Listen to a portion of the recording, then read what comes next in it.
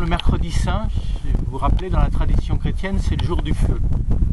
C'est le jour de l'Athanor, c'est-à-dire le jour de la purification. Un feu sacré, fait selon la tradition les plus antique. Et ce feu a pour fonction et pour mission de nous purifier à l'entrée de ces trois grands jours, le jeudi, le vendredi, le samedi, qui débouchent sur le matin de Pâques. Donc un feu de purification. On a déjà rencontré le feu de Moïse, le feu qui non seulement purifie mais illumine, éclaire. Le feu aussi, c'est ce feu intérieur, cette flamme de la Pentecôte. Et là, je pense toujours à cette expérience.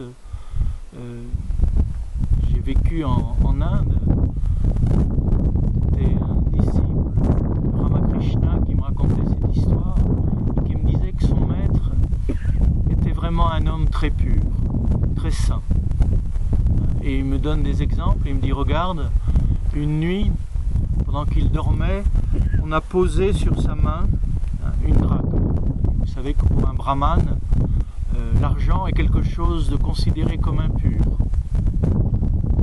Et le matin, quand on a enlevé la pièce, eh bien, il y avait comme une trace de brûlure. Il y a vraiment comme si son corps tellement pur avait été brûlé, touché, par ce qui est considéré dans ce contexte-là comme quelque chose d'impur. Il y a aussi cet autre exemple qu'il me donne, des disciples, une femme disciple de Ramakrishna, eh bien, une nuit se prostitue pour un peu d'argent. Parce que, pour différentes raisons, et parmi toutes ces raisons, il y avait celle-là. Et le matin, quand elle passe devant Ramakrishna, eh bien, il se sent mal. Il y a comme s'il allait s'évanouir. Et de nouveau, le disciple me dit, regarde cette pureté, qui sent les choses dans son corps et qui sent les énergies. Et quand il y a quelque chose d'impur, tout de suite, il est touché. Effectivement, je suis impressionné. Et en même temps, je me dis, mais c'est curieux, quand je regarde l'Évangile, quand je regarde le Christ, quand il visite Zachée, qui est un collabo, un ami de l'argent, un collaborateur des Romains, un collaborateur de l'occupant, quand il fréquente tous ces gens de, entre guillemets, hors la loi ou de mauvaise vie, il n'est pas troublé. De la même façon, quand la femme adultère, l'homme adultère, la prostituée est là, de nouveau, il n'est pas troublé. Et je me dis, c'est la différence qu'il y a entre l'eau et le feu. Vous jetez quelque chose d'impur dans le feu, dans l'eau, et l'eau est troublée, l'eau se trouble. Vous jetez la même chose, la même réalité dans le feu, et le feu n'est pas troublé. Au contraire, il est nourri de cette impureté, et il la transforme. Et pour moi, c'est la question, est-ce que la pureté qui est en nous, la pureté que nous cherchons, est-ce que cette pureté, c'est de l'eau ou c'est du feu? Est-ce que notre méditation, c'est de l'eau ou c'est du feu? C'est-à-dire, quand nous méditons, est-ce que nous sommes troublés par les bruits qu'il y a autour, ou par le comportement de telle ou telle personne?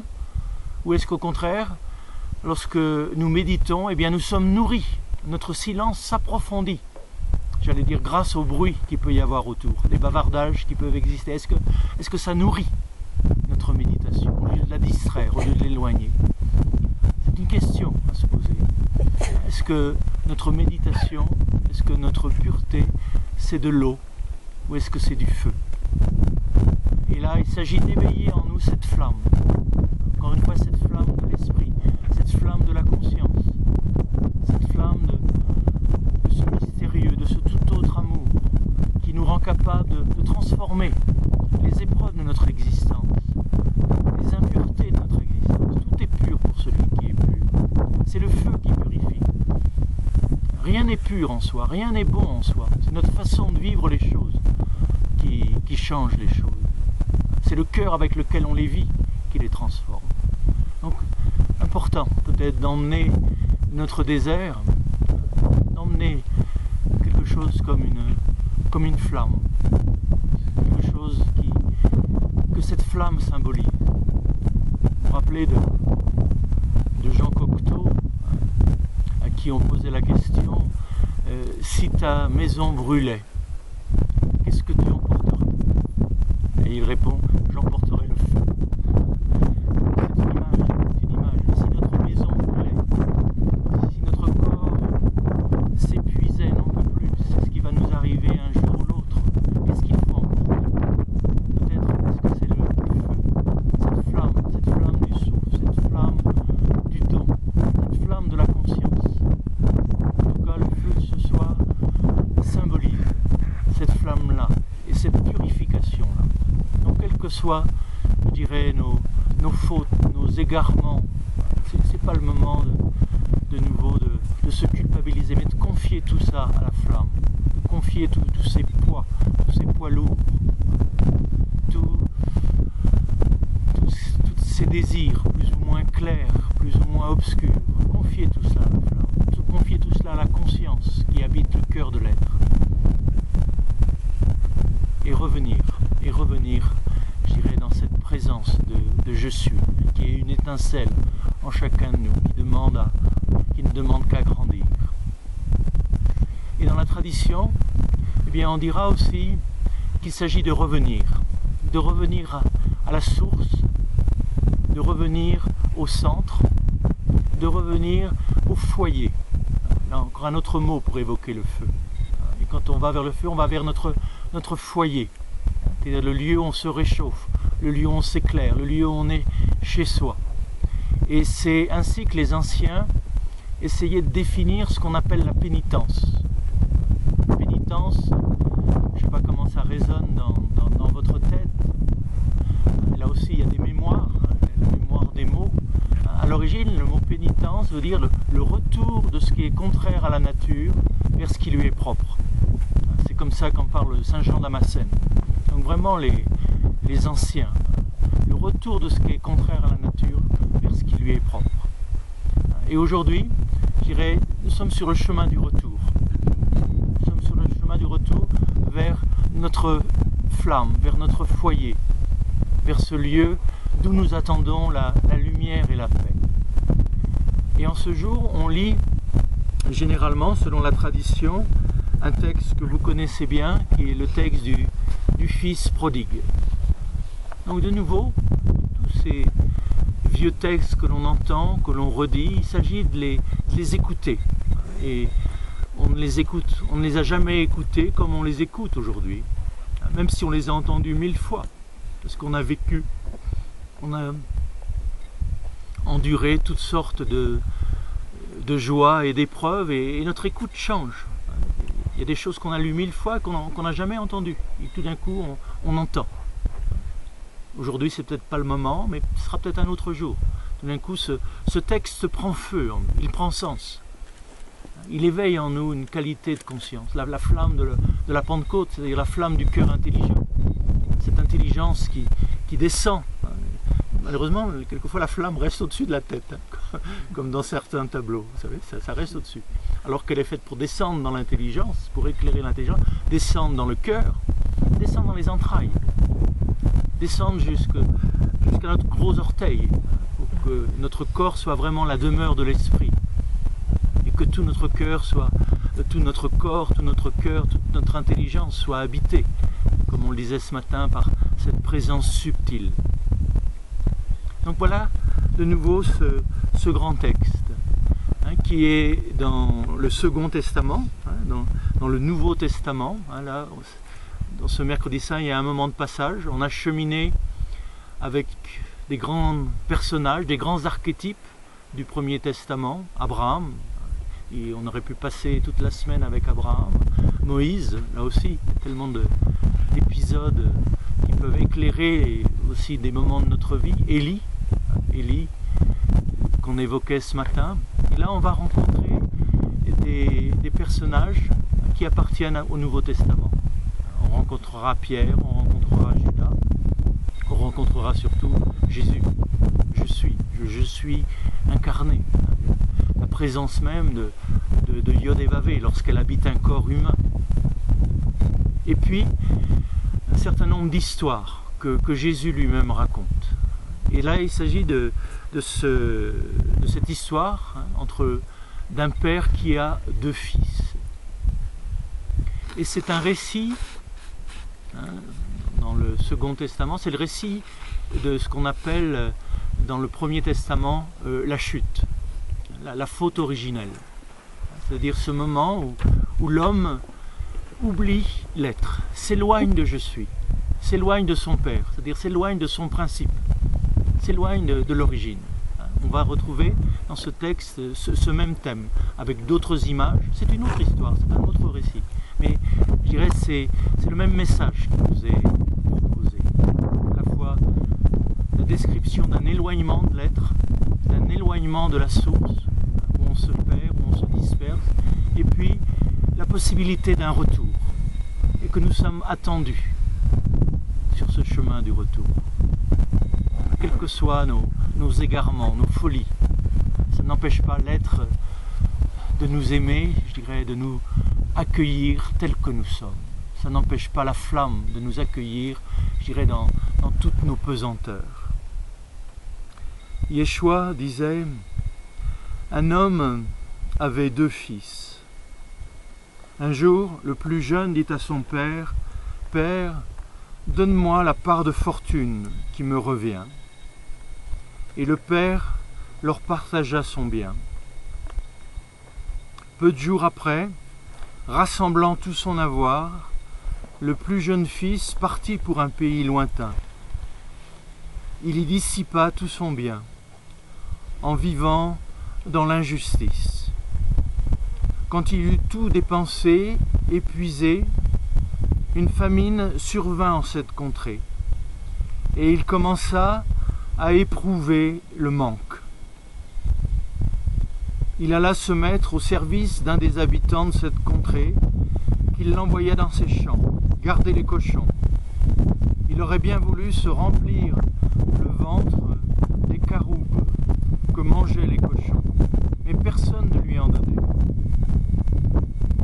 Rentrant alors en lui-même, éprouvant le manque, il se dit « Combien de mercenaires de mon père ont du pain en surabondance, et moi je suis ici à périr de faim. Je veux partir, aller vers mon père, et lui dire « Père, j'ai péché contre le ciel et contre toi. Je ne mérite plus d'être appelé ton fils. Traite-moi comme l'un de tes mercenaires. » Il partit donc et s'en alla vers son père. Tandis qu'il était encore loin, son père l'aperçut et fut pris de compassion. Il courut se jeter à son cou et l'embrassa tendrement. Le fils alors lui dit « Père, j'ai péché contre le ciel et contre toi. Je ne mérite plus d'être appelé ton fils. » Mais le père dit à ses serviteurs « Vite, apportez la plus belle robe. Revêtez-le de la robe, mettez-lui un anneau au doigt et des chaussures aux pieds. Amenez le veau gras, tuez-le, mangeons et festoyons. Car mon fils que voilà était mort et il est revenu. Il est retourné à la vie. Il était perdu et il s'est retrouvé. » Et ils se mirent à festoyer. Son fils aîné était au champ. Quand au retour, il fut près de la maison, il entendit de la musique et des danses. Appelant un des serviteurs, il s'enquérait de ce que cela pouvait bien être. Celui-ci lui dit « C'est ton frère qui est arrivé, et ton père a offert le veau gras, parce qu'il l'a retrouvé en bonne santé. » Il se mit alors en colère, et il refusait d'entrer. Son père sortit pour l'en prier.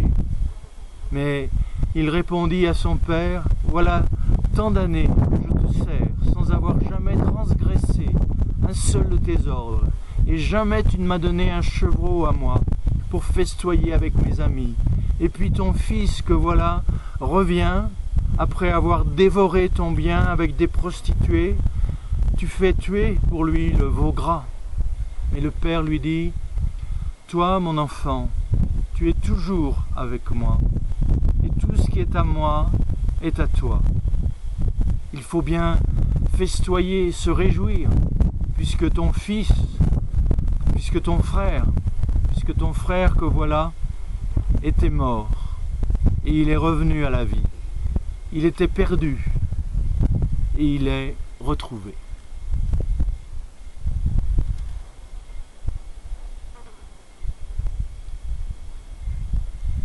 Donc chacun de nous peut entendre ce texte à différents niveaux.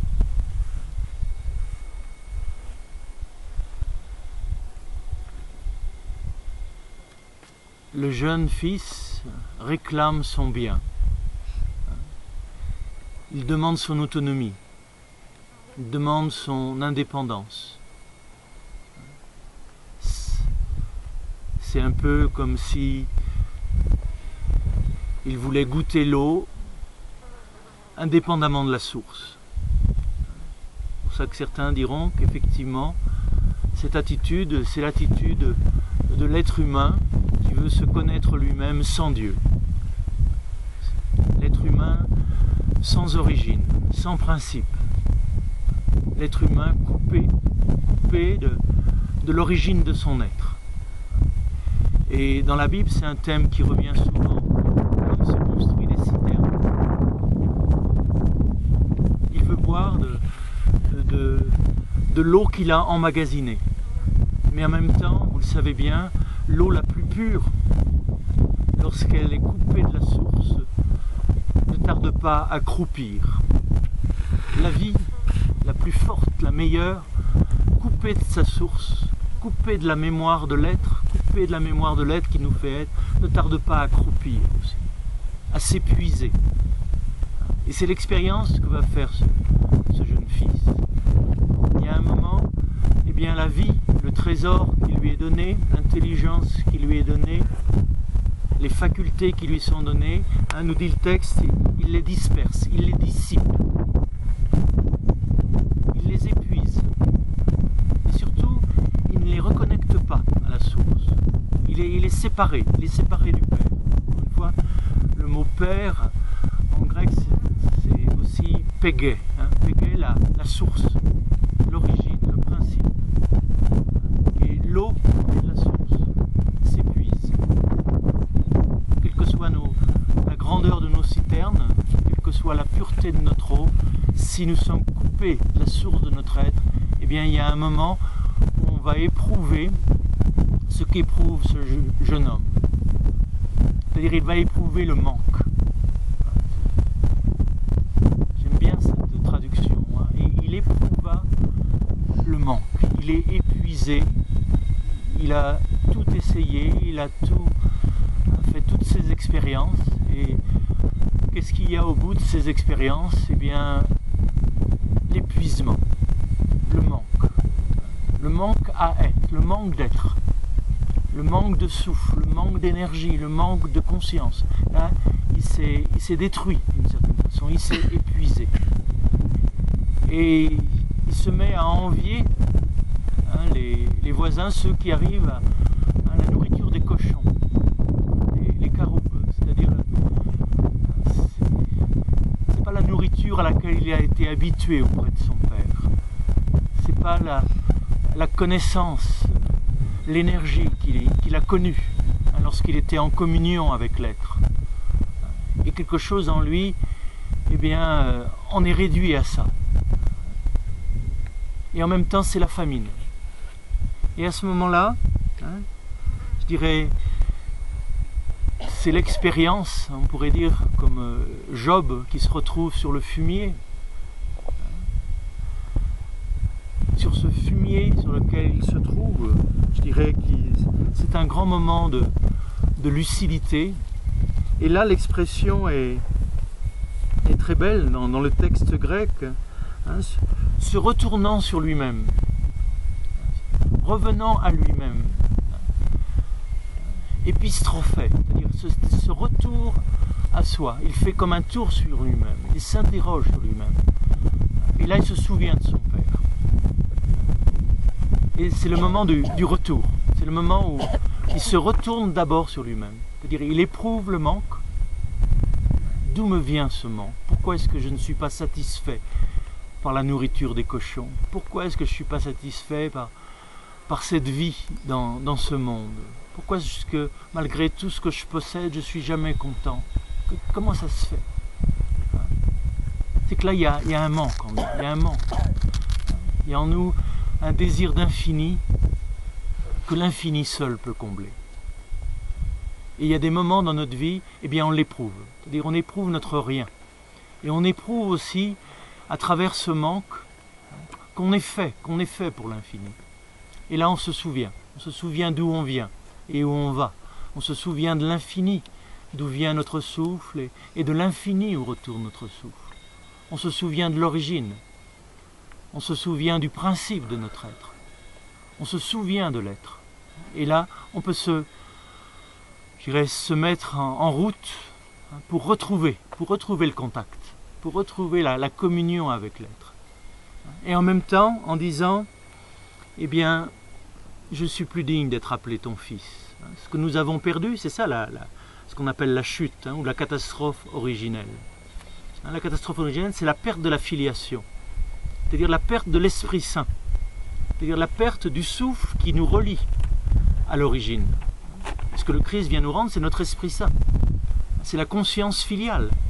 Ce que nous avons perdu, c'est que, effectivement, cette conscience filiale, cette communion avec l'être, cette communion avec Dieu, ce souffle qui nous relie à la source du souffle. Et il vient nous rendre cet esprit, son souffle. Je suis venu dans le monde pour que vous révélez ce que le Père m'a donné, le souffle dans lequel moi-même j'ai vécu. C'est son souffle, qui vient nous rendre. Mais il y a ce moment où effectivement, après ce que j'ai vécu, après ce que j'ai fait, eh bien je me sens plus digne. Seigneur, je ne suis pas digne. Et quelquefois cette expérience qu'on peut ressentir du dedans. Et c'est pas du tout un apitoiement sur soi-même. C'est un moment de lucidité. On se rend compte qu'on est à côté de la plaque. Vous vous souvenez du mot péché. J'ai péché, donc je suis parti à côté. J'ai dévié de mon axe. Je ne suis plus dans mon axe, je ne suis plus bien. Donc Et là, il retourne. Malgré cela, peu importe, là, il y a le manque qui devient de plus en plus fort. Et c'est ce manque qui le remet en route. Qu'est-ce qui peut me combler? Qu'est-ce qui peut me rendre vraiment heureux? Je disais hier, il s'agit d'accepter ce manque. Et que ce manque, eh bien, c'est devenir adulte. Et c'est à travers ce manque qu'on va peut-être accueillir. Le manque crée en nous de l'espace, crée en nous, creuse notre couple, pour qu'on puisse accueillir peut-être le don qui nous est fait. Et là, il y a cette révélation que le Père, l'origine, l'être nous attend. Quel que soit notre comportement, qu'est-ce que vous voulez, l'être, il est ce qu'il est. L'amour, il est ce qu'il est. Dieu ne peut pas s'empêcher d'être ce qu'il est, d'être l'amour qu'il est, d'être le vivant qu'il est, d'être la conscience qu'il est. Et ce n'est pas nos actes qui vont le changer. Il demeure dans ça. Peut-être qu'on a vécu ça à un niveau humain, vous savez, lorsqu'on a quitté quelqu'un sur un coup de tête ou sur une impulsion ou une pulsion qui nous traverse, et on se rend compte au bout de quelque temps, quelle folie. On a perdu ce qui était vraiment notre amour, ce qui était quelqu'un qui nous aimait vraiment. Et là, on s'est laissé séduire par je ne sais pas quel miroir aux alouettes et on se demande qu'est-ce que j'ai fait. Et en même temps, bon, on sait maintenant que c'était là qu'était le véritable amour. Et on se remet en chemin. On retourne au foyer, comme on dit quelquefois. Et là, ce qui peut être bouleversant, je ne sais pas si c'est des choses que vous avez vécues, c'est qu'après avoir trompé quelqu'un ou trahi quelqu'un, vous découvrez que cette personne vous aime toujours. Ça ne veut pas dire qu'elle dit que ce que vous avez fait c'est bien. hein, qu'elle bénit vos actes. Non, absolument pas. Mais je dirais le cœur est le même. Le cœur est plus grand. Et qu'après la rupture, qu'après certaines ruptures, l'amour est plus grand, l'unité est plus profonde. Et ça, je dirais, c'est des expériences qui sont un écho de ce dont il est question ici. De la même façon, quand un fils ou une fille nous a trahis, hein, parce que ça aussi, ça arrive, hein, des enfants qui ne veulent plus nous voir, qui ne veulent plus entendre parler de nous et qui demandent leur héritage, et que notre cœur est toujours le même.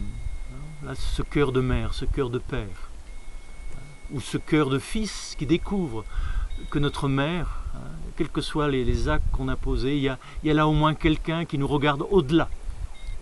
Comme on le disait l'autre jour, mon fils, c'est un criminel.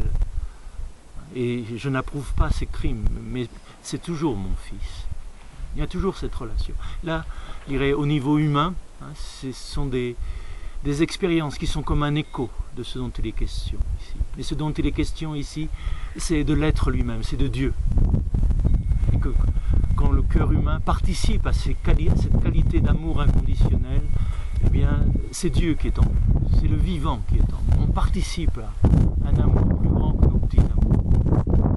Et là, ému de compassion, hein, nous dit le texte, eh bien, il embrasse son fils, il l'accueille. Et là, il lui redonne sa robe, je dirais, de noces, sa robe princière, sa robe d'enfant de Dieu. On retrouve notre pureté, notre innocence, alors qu'on dit c'est pas possible, j'ai péché contre toi, je t'ai trahi, je t'ai menti, je me suis éloigné, je ne mérite plus ton amour.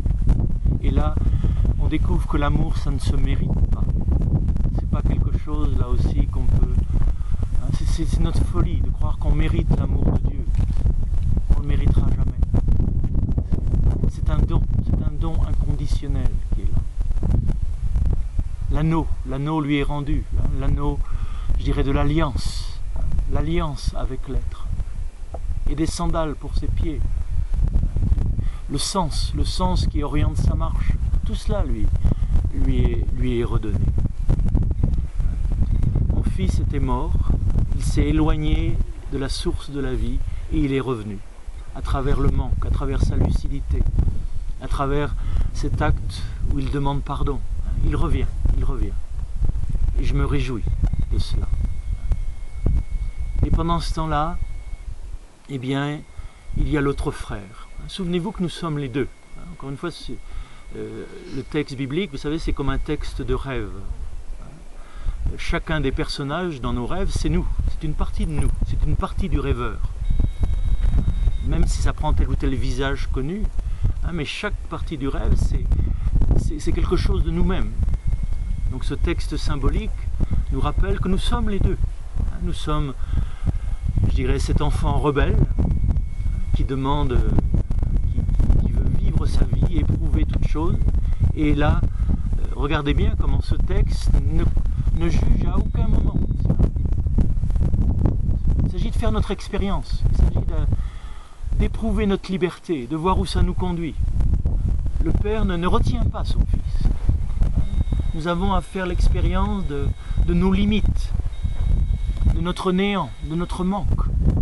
C'est à chacun de faire son expérience. Le Père ne nous retient pas. Il nous invite, encore une fois, va vers toi-même.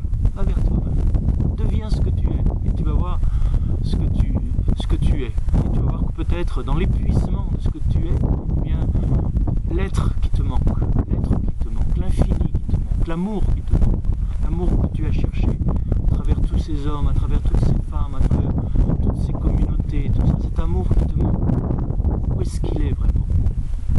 Et à ce moment-là, peut-être tu vas te remettre en chemin vers lui, tout en bénissant les visages, les présences qui te communiquent quelque chose de cet amour, mais ce qui te manque, c'est l'infini lui-même, c'est la source de l'amour même que tu cherches.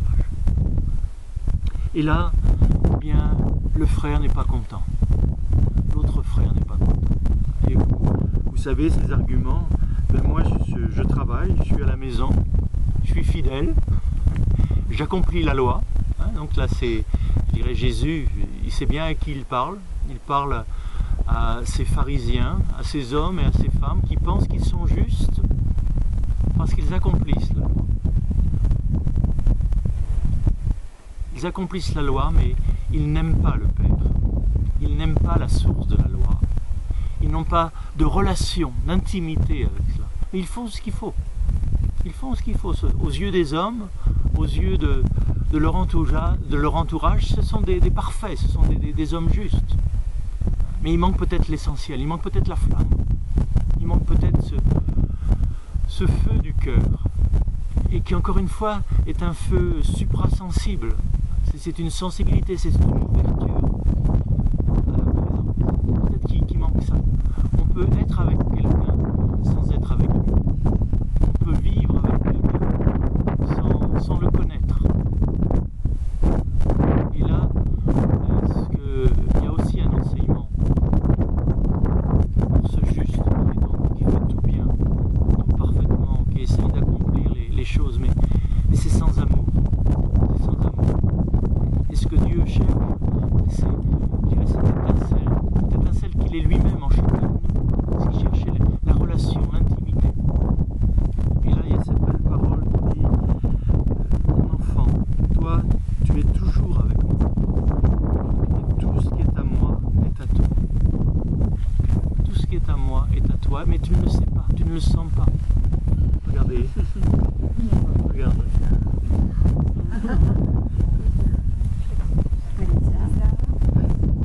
Il écoute. Comme le disait Saint Jean de la Croix, vous savez, à moi les lézards, à moi les fleurs, à moi la montagne, à moi toutes choses. Parce que moi-même, je suis à Dieu. Si vous vous rappelez ce chant, qui peut sembler à un moment de délire, comme il nous arrive quelquefois d'en avoir, tout d'un coup, on a l'impression que tout nous est donné, que effectivement tout est un cadeau, comme si, vous vous souvenez de ce bouquet d'étoiles qui est offert à Abraham lorsque la nuit il contemple le ciel, ce bouquet de fleurs, toutes ces fleurs qui nous sont offertes, tous ces animaux qui nous entourent. Il y a des moments où, je dirais comme si c'était pour nous.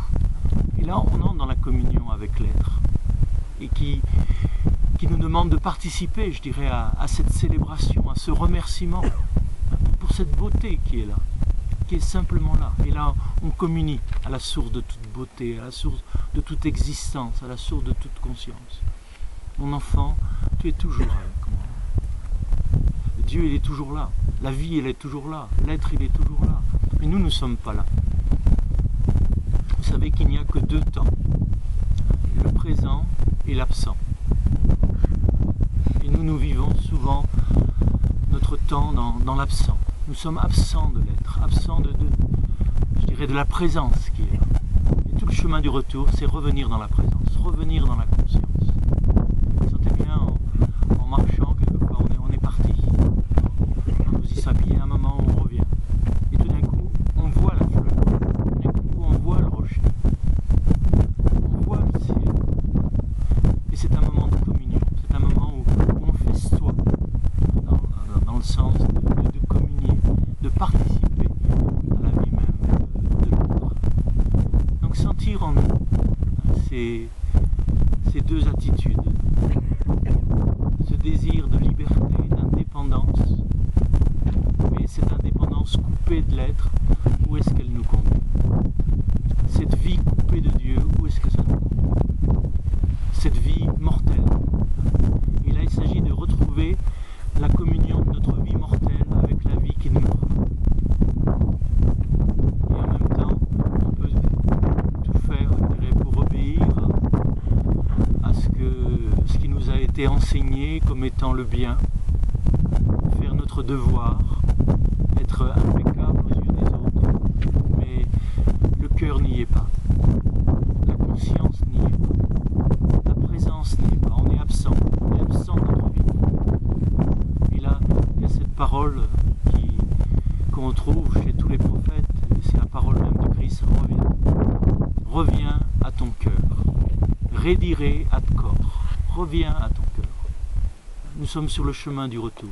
Et cette traversée du désert, le sens de tout ce que nous traversons, de tout ce que nous éprouvons, c'est pour revenir au foyer, revenir à la source, revenir au principe, revenir au fondement de notre vie, à ce qui nous donne d'exister, à ce qui nous donne d'exister, et de communier à sa présence, de célébrer sa présence. C'est de cette façon-là aussi. Dans la tradition islamique, soufi, ce Dieu qui pardonne, c'est Al-Ghaffar. Al-Ghaffar. Je ne sais pas si il y a un mot français, en tout cas, qui nous fait penser à Ghaffar, c'est les gaffes. Et Al-Ghaffar, en arabe, c'est celui qui nous pardonne nos gaffes, c'est-à-dire nos errements, nos éloignements. C'est intéressant ce thème de pardon, on l'a déjà évoqué. Qu'est-ce que c'est que pardonner? Qu'est-ce que c'est que de se sentir pardonné? Pardonner à quelqu'un, c'est ne pas l'enfermer dans son karma, c'est-à-dire ne pas l'enfermer dans les conséquences négatives de ses actes. Tu m'as trompé, tu m'as menti, mais tu n'es pas qu'un menteur, tu n'es pas qu'un trompeur, tu n'es pas qu'un hypocrite. Tu es ça aussi, mais pas que ça. Et on n'enferme pas l'autre dans les conséquences négatives de ses actes. Et on ne s'enferme pas soi-même dans les conséquences négatives de nos actes. C'est-à-dire on arrête de s'accuser soi-même.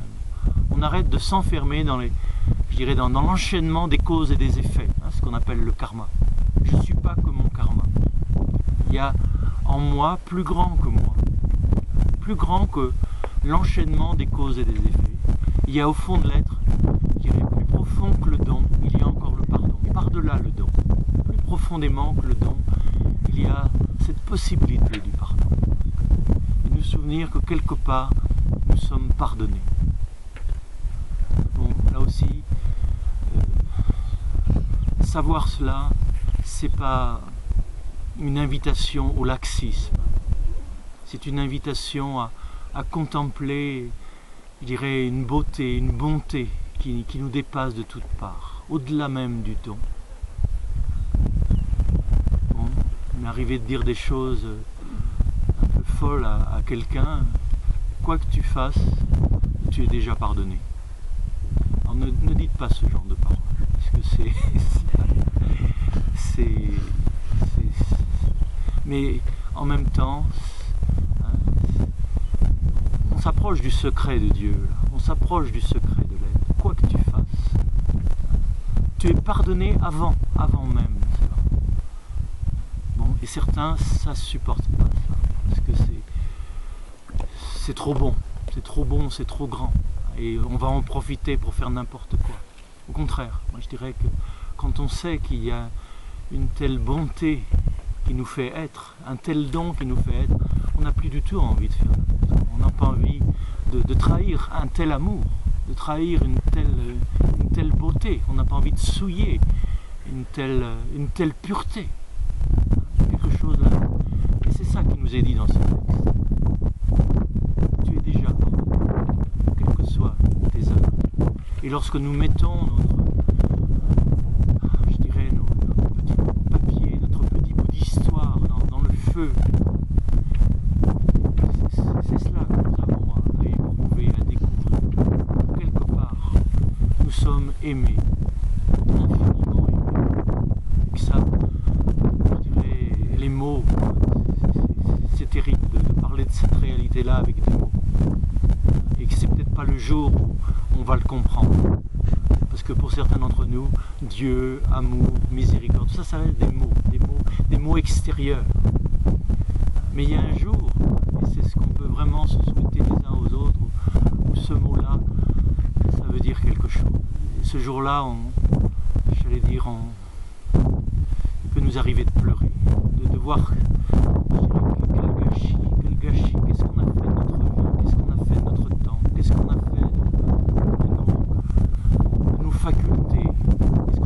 les dons que Dieu nous a donnés, que la vie nous a donnés.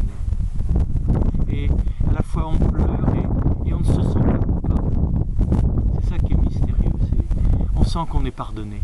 Au moment même où on reconnaît notre faute, au moment même où on reconnaît notre folie, notre bêtise, notre médiocrité. Dans ce moment même, on découvre le pardon, on découvre la grandeur de l'être. Et là, bon, comment être digne d'un tel amour? On n'est jamais digne d'être aimé ainsi. Et là, vous sentez bien, on passe au-delà du mental, au-delà des pensées. On entre dans une autre conscience, on entre dans un tout autre amour. Bon, Jésus essaye de transmettre cela à ses disciples à travers cette histoire qu'on relit de génération en génération, qu'on relit particulièrement le mercredi saint.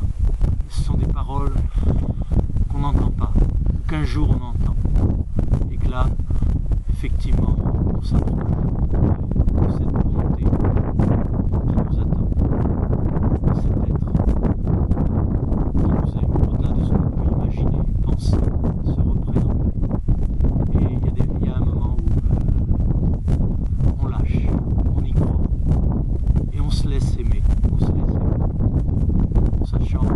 sachant pas où ça va nous conduire, où est-ce que ça peut nous conduire. Il y a un tel amour. Bon, mais je crois que là j'ai vraiment envie de me taire. Parce que on peut parler d'amour, c'est la chose la plus difficile.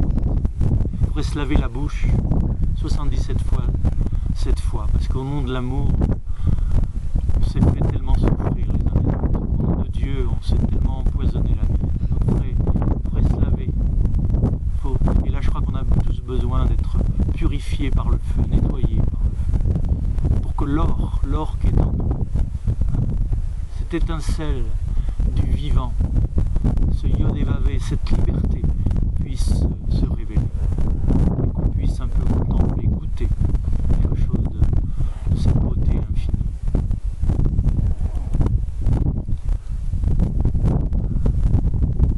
Chemin faisant, pensez à ce que vous avez envie de mettre, de confier au feu, à la flamme, à cette grande bonté qui est à l'origine des mondes. On retourne vers cette lumière, vers cette propre nature qui est dans notre minerai, qui est dans notre tout ce qu'on a de plus sombre. Et effectivement, je vous remercie de nous rappeler que effectivement la pénitence c'est un cadeau, c'est-à-dire la lucidité c'est un cadeau. Je crois que le désert peut être pour nous, le grand cadeau du désert, je crois que c'est la lucidité sur nous-mêmes. On se voit tel qu'on est, sans se raconter l'histoire. Et comme vous le dites, c'est à la fois quelque chose, quand on voit son manque, on voit ses limites, on voit tout ça, mais on voit aussi cette lumière. Et là, on est en chemin, sur le chemin du retour vers cette lumière. En tout cas, c'est le sens profond de ce mot pénitence, retour de ce qui est contraire à la nature vers ce qui lui est propre. Mais vous avez aussi un autre mot, dans ce mot pénitentia traduit le grec épistrophè. Mais il y a un autre mot qui est important en grec, c'est métanoïa. Et là, souvenez-vous, comme dans métaphysique, méta, c'est au-delà de la physique. Et là, métanoïa, c'est au-delà de la pensée, au-delà du mental. Tous ces textes, tous ces grands textes sacrés ont pour fonction de nous conduire au-delà de nos pensées, au-delà de notre mental. C'est pour ça que ces moments de méditation sont tellement précieux, ces moments de silence, on est au-delà du mental. Et là, on est de retour à la source. C'est pour ça que ce matin, je vous disais, eh bien, d'être d'écouter ce qui est à la fin du souffle et à l'origine du souffle. Il y a, c'est aussi ce que dit Krishnamurti, il y a dans cet intervalle entre l'expire et l'inspire, un moment de non-mental, un moment de non-pensée, un moment vraiment silencieux. Et la métanoïa, c'est revenir, je dirais, dans cet espace totalement silencieux, d'où nous vient la vie, et où retourne la vie. Bientôt nous allons expirer un peu plus profondément que d'habitude. Vous savez, ce qu'on va découvrir au moment de la mort, c'est ce qu'on peut découvrir ici, à chaque instant, on expire. Où allons-nous lorsque nous expirons profondément? Quel est cet espace passe? Quel est ce silence? Et certains d'entre nous ont peur d'expirer. C'est pour ça qu'on respire mal. Certains d'entre nous ont peur d'inspirer, d'accueillir, de recevoir. Il y en a qui n'inspirent pas, et il y en a parmi nous qui n'expirent pas, qui ont peur de mourir, qui ont peur d'expirer. Donc c'est intéressant d'écouter notre souffle. Donc peur de recevoir le don, le pardon de Dieu, de recevoir l'amour, d'accueillir, et puis notre peur de lâcher, d'expirer. Et si on pouvait aller au bout de l'expiration, écouter quelque chose de ce silence, ce lieu d'où nous vient la vie et où retourne la vie, là on vivrait, je dirais, cette métanoïa, ce retour, cette épistrophée vers notre être essentiel, pour parler un autre jour. Quelques instants, nous revenons dans notre buisson d'humanité et là retrouver, revenir à cette flamme du vivant qui nous habite.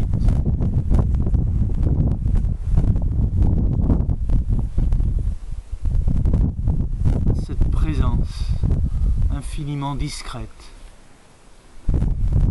infiniment patiente, qui attend peut-être notre reconnaissance.